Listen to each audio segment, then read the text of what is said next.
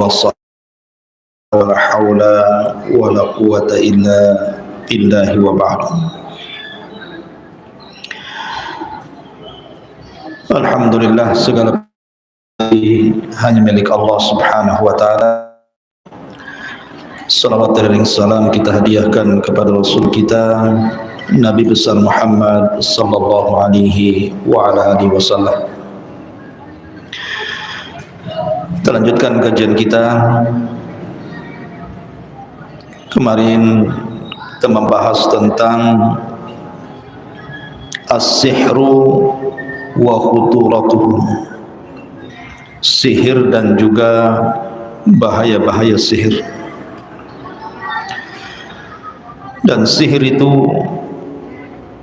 tidak mungkin terjadi kecuali ada kerjasama tukang-tukang sihir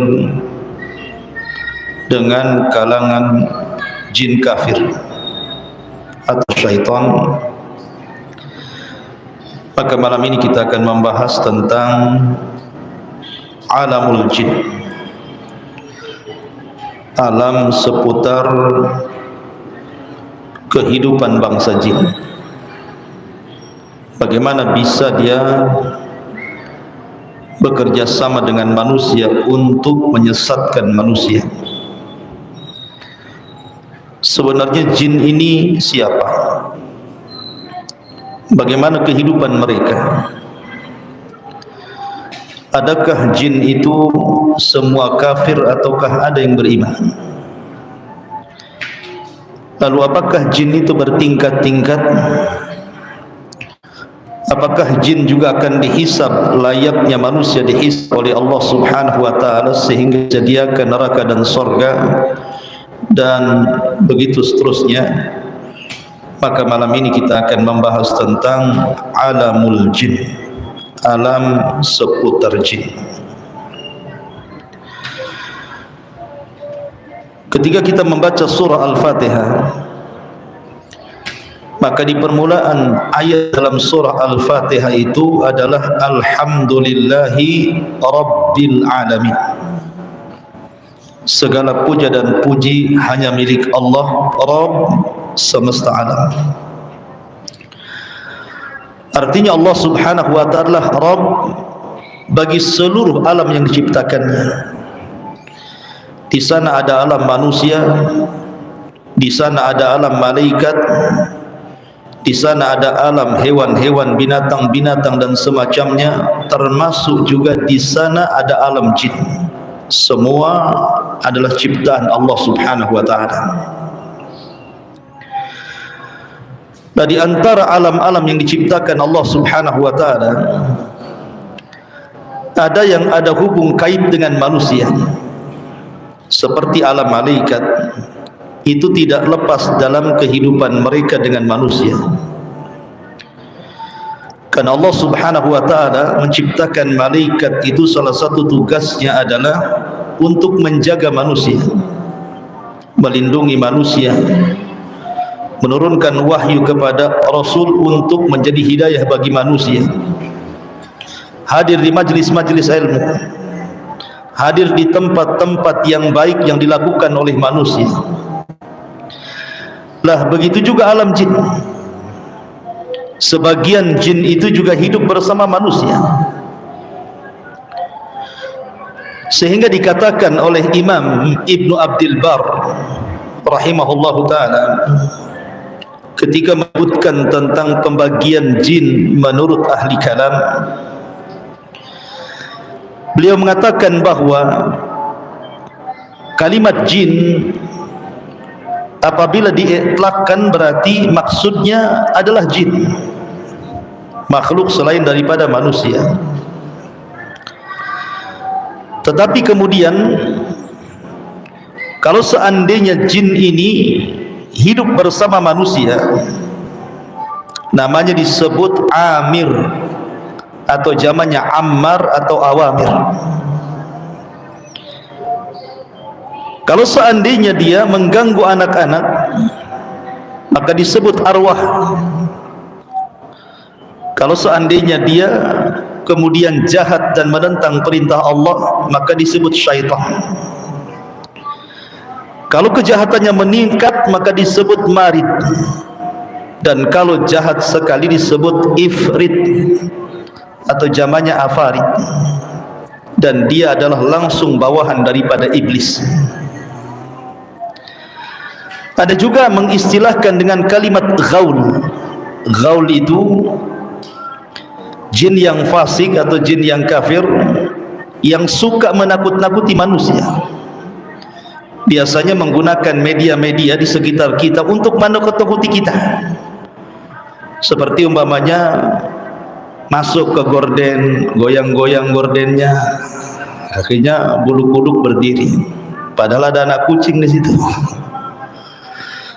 Atau dia masuk lewat media angin, dibuatnya ribut spandek itu, berang-breng supaya takut orang itu. Atau masuk pada media bayangan, ada pohon gitu ya, ada bayangan seolah-olah menakutkan, maka juga masuk pada media seperti itu.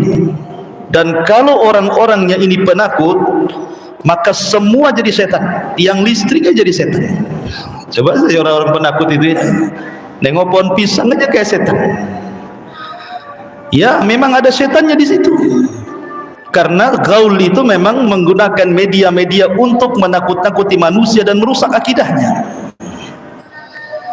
Sehingga Nabi SAW mengatakan, apabila engkau berjalan di sebuah tempat kemudian kok berdiri bulu kudu kita itu, maka kata Nabi SAW, la tubali, jangan pedulikan, bacalah basmalah, kemudian jangan mempedulikan mereka, seolah-olah tidak terjadi apapun. Sebab kalau seandainya kita meladeni mereka, maka mereka bertambah untuk menakut-nakuti kita.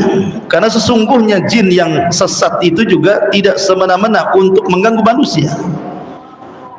Mereka tidak semena-mena, kemudian kapanpun sekehendak mereka bangsa jin itu mengganggu manusia, tidak bisa. Kecuali kalau seandainya manusia yang diganggu itu memang manusia-manusia yang jauh daripada zikrullahi azza wa jalla. Makanya Nabi SAW mengatakan, barang siapa yang membaca surah Al-Baqarah di rumah seseorang, maka syaitan akan lari dari rumah tersebut. Dalam hadis yang lemah, berapa hari?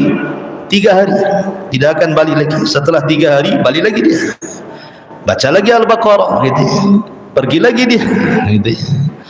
Artinya dari sini tidak bisa semena-mena jin itu mengganggu manusia.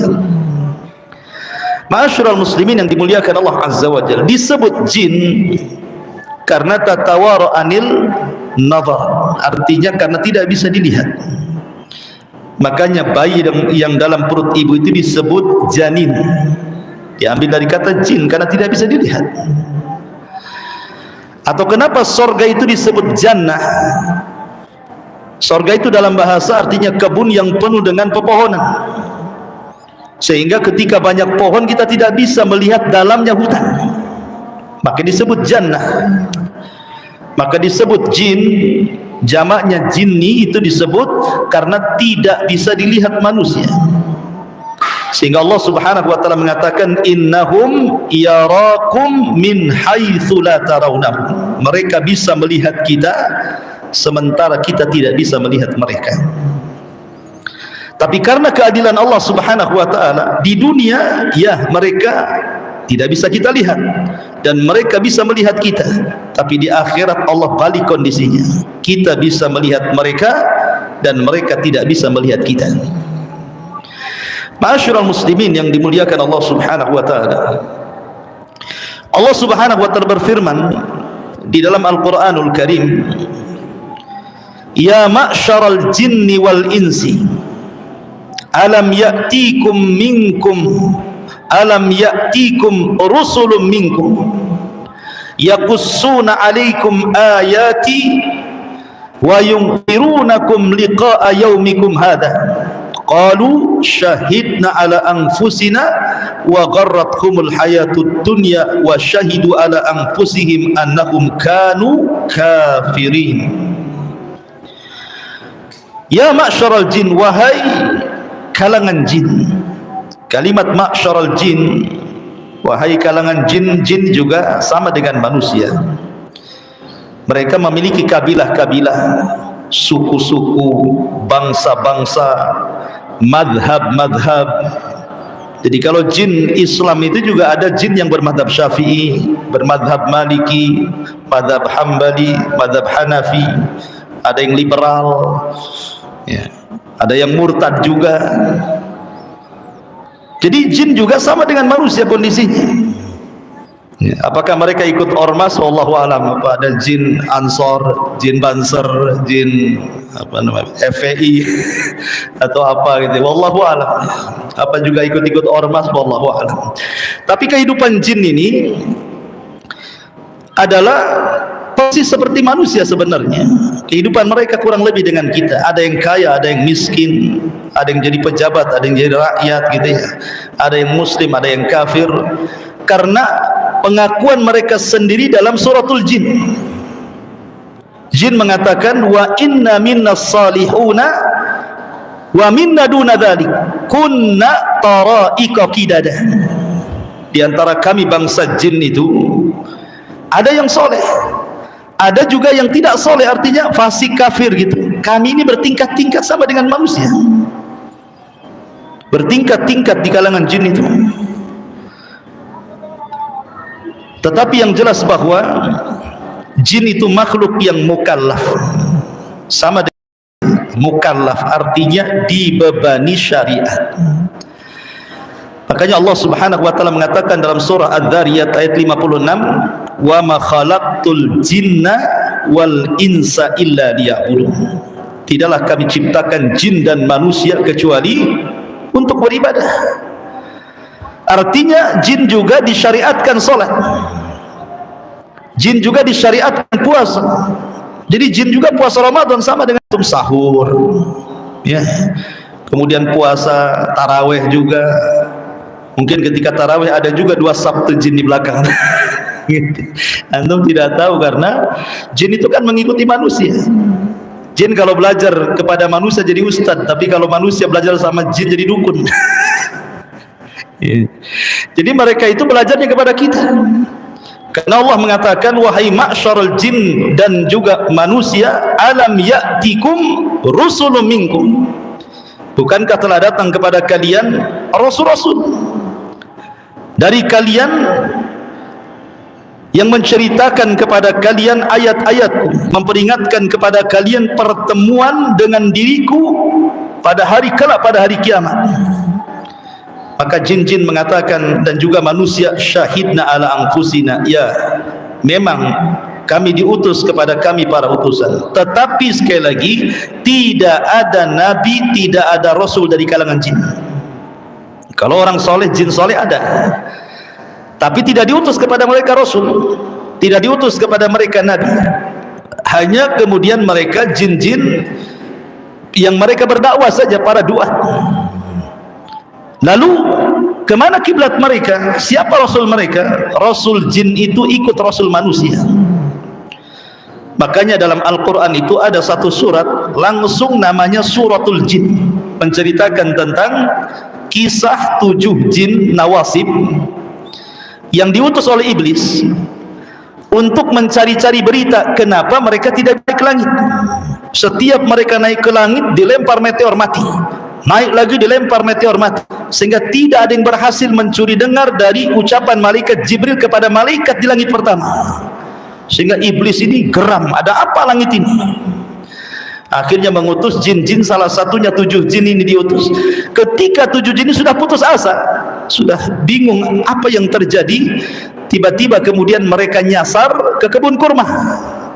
Rupanya di kebun kurma itu Nabi SAW sedang sholat subuh bersama Usamah ibn Zaid, budaknya, Zaid ibn Harithah, budaknya. Ketika itu Nabi SAW tidak bisa masuk ke Mekah karena diancam akan dibunuh. Kemudian Nabi SAW mau balik ke Taif, tidak bisa karena dilempari batu. Terpaksa Rasul harus tinggal di kebun kurmanya milik Mughirah bin Syu'bah itu. Lah ketika Nabi SAW sedang sholat subuh, kemudian membacakan ayat Al-Quran, 7 jin nasibin ini mendengarkan. ketika mendengarkan ayat Al-Quran, sekali baca dan sekali dengar bisa beriman. Oh, hebatnya jin itu. Tidak nunggu harus dijelaskan dulu ayatnya, tidak harus kemudian dijelaskan tafsirnya, hanya cukup mendengar ayat yang dibacakan Rasul langsung beriman. Makanya Allah Subhanahu wa taala gambarkan di dalam Al-Qur'anul Karim, walaqad uhiya ilayya annahu istama'a nafarun minal jinni faqalu inna sami'na qur'anan ajaba yahdi ila rusdi fa amanna bi. Ada sekelompok jin yang mendengarkan ayat Al-Qur'an, tiba-tiba masuk ayat Quran ke hati mereka. Apa kata mereka? Aman Nabi, beriman dengan dia. Maksudnya Nabi SAW. Subhanallah. Ternyata ada jin-jin itu terkadang jauh lebih baik dibandingkan manusia. Ada manusia itu dibacakan ayat berkali-kali masih juga keras hatinya tuh. Bahkan kalau antum tidak percaya, nah, di sini ada pos kamling di depan itu kan, banyak tuh orang kumpul-kumpul di situ tuh. Antum datang bawa mushaf, baca surah Al-Baqarah di situ. Kira-kira dengar atau kabur orang tuh? Kalau satu, wah ini memang bapaknya jin ini. Ya, ternyata manusia itu ada juga yang dibacakan Quran lari, saya kira setan saja. Ya. Tetapi lihat, ada jin-jin itu hanya sekali dengar tapi beriman, dan mereka adalah sahabat-sahabat Rasul yang pertama dari kalangan jin. Jadi sahabat Rasul tidak mesti dari kalangan manusia, dari kalangan jin juga ada sahabat-sahabat Rasulullah. Dari 7 jin inilah kemudian berdakwah ke Yaman, akhirnya ribuan jin Yaman beriman kepada Nabi SAW, sampai akhirnya suatu ketika ribuan jin ini datang ke Mekah, kemudian datang ke kota Madinah. Kemudian Nabi SAW diberitakan oleh Jibril bahwa jin sudah berkumpul di lapangan, berangkatlah kau ke sana, berdakwahlah kepada mereka. Akhirnya Nabi SAW datang ke padang pasir, kemudian berceramah di situ. Sekali lagi Nabi SAW tidak tahu dan tidak melihat jin. Lalu kenapa Nabi SAW kemudian berceramah di padang pasir? Karena ada pemberitaan dari Jibril, di situ ada ribuan jin. Jangan pula antum contoh ceramah pula di belakang saya. Apa antum ceramah gitu? Lagi dakwai bangsa jin katanya. Antum yang jin. Jin tidak bisa melihat. Kita tidak bisa melihat jin yang bisa melihat kita. Ya. Jadi itu karena memang wahyu dari Allah Subhanahu wa taala memberitakan Rasul lewat Jibril bahwa telah berkumpul ribuan jin. Makanya Nabi SAW dalam riwayat itu sampai 5-4 kali Nabi berceramah kepada mereka. Ma'asyiral muslimin yang dimuliakan Allah Subhanahu wa taala, jin ini secara penciptaan dia lebih dulu dibandingkan manusia. Bahkan menghuni bumi lebih dulu dibandingkan manusia. Sebelum ada Adam, sebelum ada Hawa, sebelum ada manusia seperti kita, jin itu sudah menempati kapling beliung sebelumnya. Sebelum ada antum itu, kapling beliung ini sudah ditempati jin. Makanya ketika malaikat mendengar bahwa Allah Subhanahu wa taala hendak menciptakan Adam, apa malaikat katakan kepada Allah? Atupsid, apakah engkau akan menciptakan manusia yang akan merusak bumi dan menumpahkan darah? Ataj'alu fiha man yufsidu fiha wa yusfikud dima wa nahnu nusabbihu bihamdika wa nuqaddisu lah.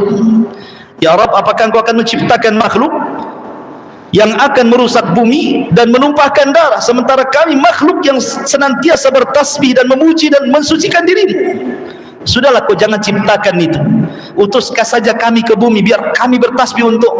Seolah-olah malaikat mengatakan seperti itu. Lah kenapa malaikat bisa ngomong begitu? Adam saja belum diciptakan baru dihabarkan akan diciptakan. Karena malaikat melihat bangsa jin sebelumnya. Jadi bangsa jin sebelumnya yang menempati bumi itu suka merusak, suka berperang, menumpahkan darah gitu ya.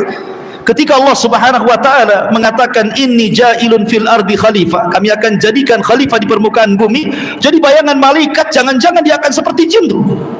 Maka dia ngomong seperti itu. Ya Rabb, apakah engkau akan menciptakan makhluk seperti jin yang akan merusak bumi, menumpahkan darah? Sudah, tidak usahlah, biar kami saja kau turunkan ke bumi, biar kami bertasbih semuanya, orang maksiat kepadamu. Seolah-olah seperti itu malaikat. Artinya jin lebih dulu diciptakan, dan itu sesuai dengan tartib sabda Rasul, khuliqatil malaikatu min nur wa khuliqatil jan mimma rijim min nar wa khuliqalakum mimma wusifa lakum wa khuliqa Adam mimma wusifa lahu.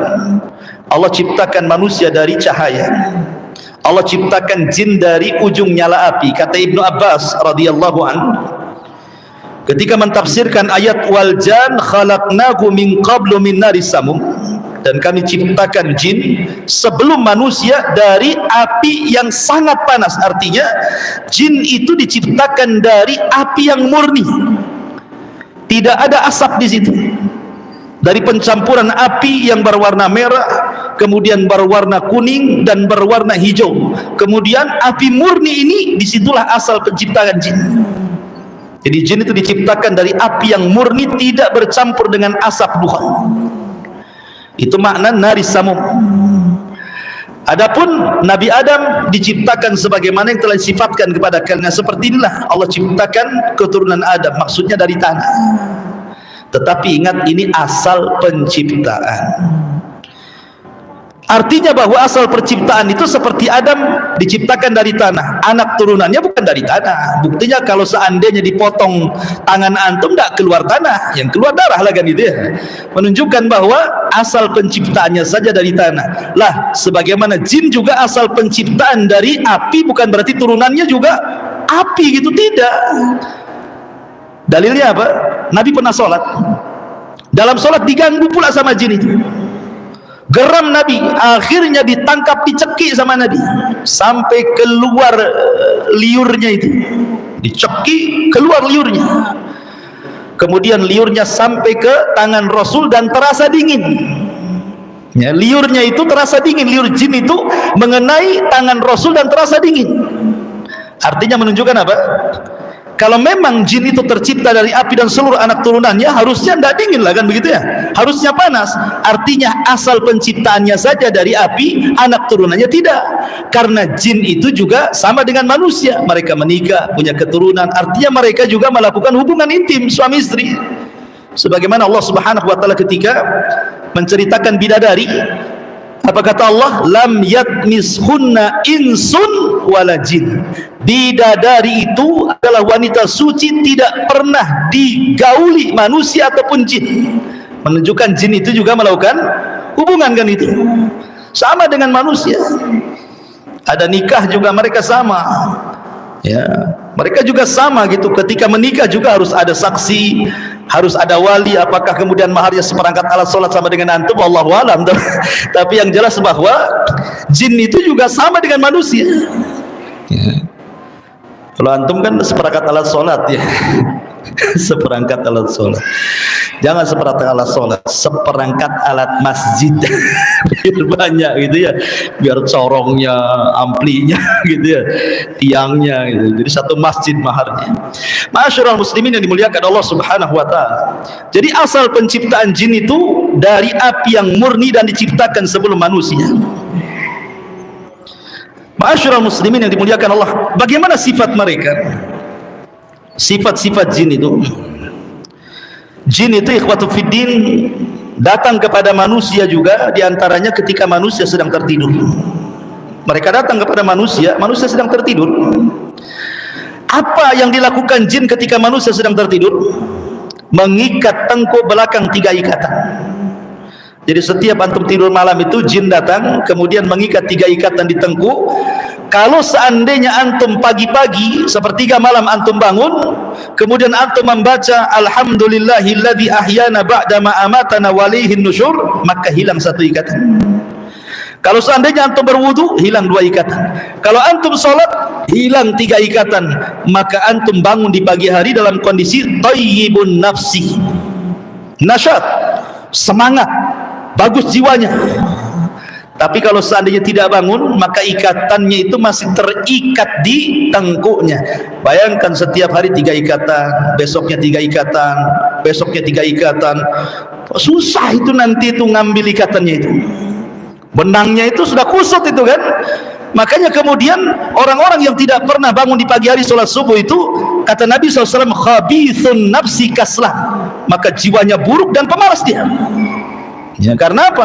Ikatannya itu masih ngikat di tengkuknya itu. Bahkan dalam riwayat yang lain, riwayat Abu Ya'la, bahwa ketika manusia tertidur maka di samping kiri kanannya ada malaikat dan jin.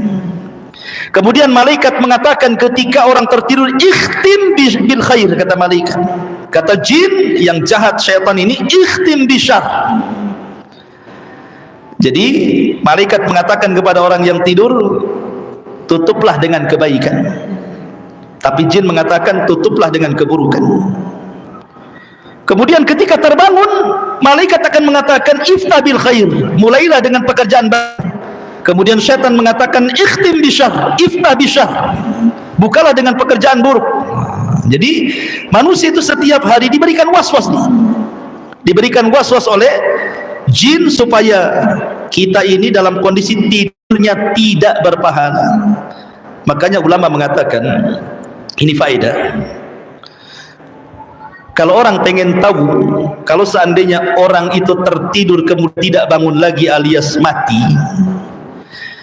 apakah dia di atas husnul khatimah ataukah di atas su'ul khatimah?